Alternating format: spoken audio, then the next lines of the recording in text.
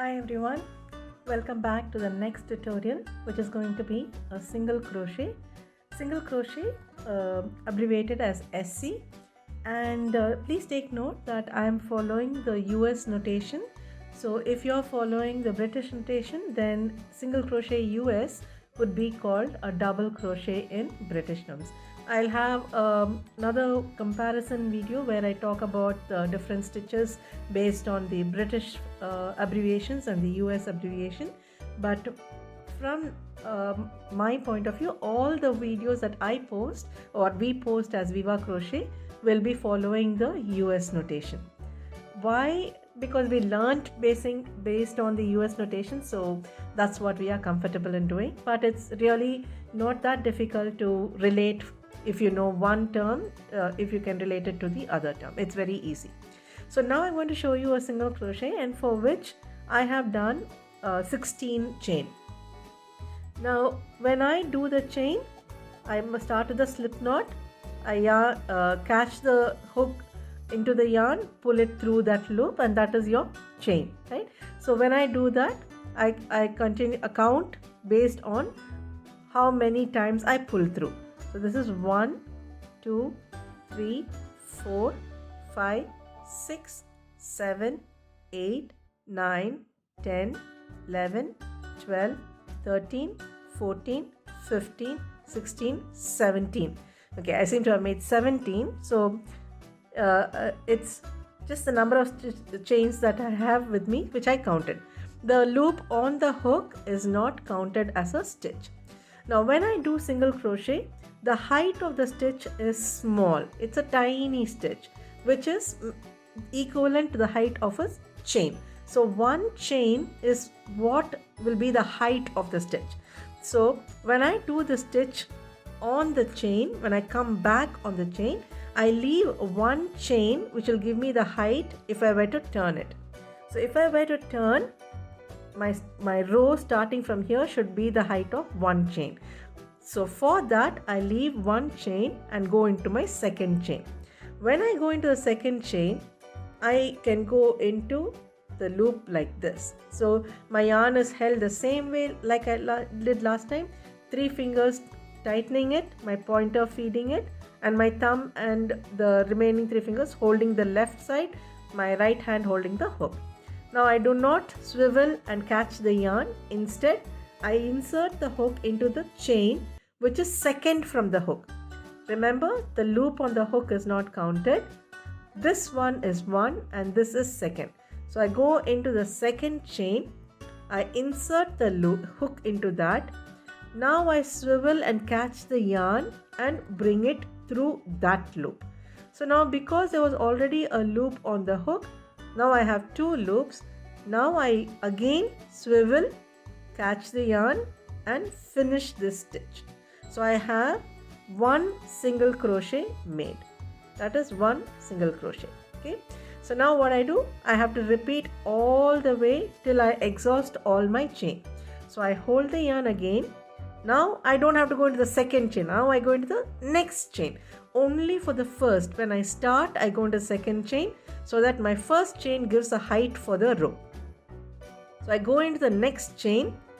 I go into this chain, insert the hook like so, catch the yarn in the head of the hook, pull it through, and don't leave it here, pull it up a little. So when I pull it up a little, now I'll be able to see 2 loops clearly. So this time, now I can again catch the yarn. Now this part where I'm catching the yarn on the head is called yarn over or yarn around. So I can say yarn over and pull through both the loops. So what I'll do is show it to you one more time. Insert the hook into the next chain. You can use your finger to hold so that you can see where your hook is being inserted. Yarn over and pull that yarn, the yarn which has been over the hook, I pull that through that. Now if I keep it here and again try to finish the stitch, it is going to be too tiny a gap through which the hook has to pull it through. In order to make it easier, we make the stitch longer or taller and then yarn over and pull it through both. So now I have completed 3 stitches. So if you look at this, there is a chain like structure on top of the stitch. So I count those 1, 2, 3. So I have completed 3 single crochet. Again, I can insert my hook into this, the last finished stitch. Go into the next chain, yarn over, pull up a loop, make sure you pull it up tall, yarn over and pull through 2. So this way I will continue and finish all the way to the last chain. So let me show you how to do it. So insert, yarn over, pull up a loop, yarn over, pull through 2. Insert, yarn over, pull up a loop, yarn over, pull through 2. So I continue this till I come to the last chain. Make sure that your stitches are the same height. Make sure your tension is relaxed. Make sure you're not tense when you're crocheting, and you will be finding it that it relaxes you, it calms you, it gives you a lot of joy. Now this was the last chain before the slip knot. So I insert the hook over here, catch the yarn, pull it up. Now I have 2, right? Yarn over and pull through. So I have my first row of single crochet done. So what I did was I had 17 chain. I left the first chain, went into the second, pulled up a loop, yarn over, pull through 2. So I repeated the same step all the way till the end. So this is how it looks. So this is my chain at the bottom, and this is how my chain looks at the top of the stitch. Looks exactly like how my chain was when I created it. Now we need to continue. So we need to come back on the top of these chains, right? So what I do is I chain 1. Remember I told you the height of the single crochet is that of a chain 1.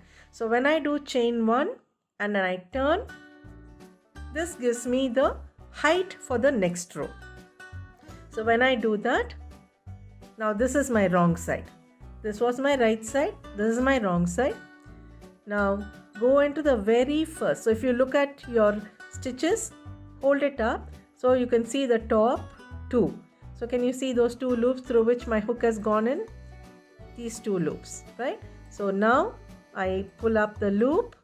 Again I have 2, yarn over, close it. Insert. So if you can't see where you're inserting, if you look at the stitches, you find that chain like structure, right? So you insert your hook in such a way that both the chain like loop is caught into the hook. Now you yarn over and pull up a loop. Remember to pull up a loop which is tall so that you can see where you're pulling through. If it is not tall, I'll show you. If it is close here, now if I yarn over, I'm going to struggle to pull it through, really struggle to pull it through, and it'll become a really tight stitch. You don't want tight stitches, you want loose, relaxed, nice, even tension stitches. So I yarn over, pull up a loop, nice and easy, yarn over, pull through 2. Again, look at the top of the stitch. If you can't figure out where you're doing it, keep it vertical like this so that you can see it. Now you know this is the place we have to go into, pull through 2. Now yarn over, pull up a loop, yarn over, pull through 2. So repeat the same process till you come to the end of the row. So each time I should have the same number of stitches because I have neither increased nor decreased. So if I had 16 stitches in the first row, my second row should also have 16. So insert through both loops, catch the yarn, pull it up, yarn over again, pull through 2. So this is single crochet or the British double crochet. Now when I come to the end, this is my last stitch, pull through and finish it. That's your second row. So now what will I do for the third row? Yes, chain 1, flip it over and continue all the way till you come to the end. The chain 1 that you do is not counted as a stitch. It is just to give you the height for the subsequent row. So practice single crochet so that you can now come back and join me when I teach you the next stitch. This is your single crochet. So the top of the stitch looks like a chain. This is the bottom where you started and this is the top. So the top looks like a chain.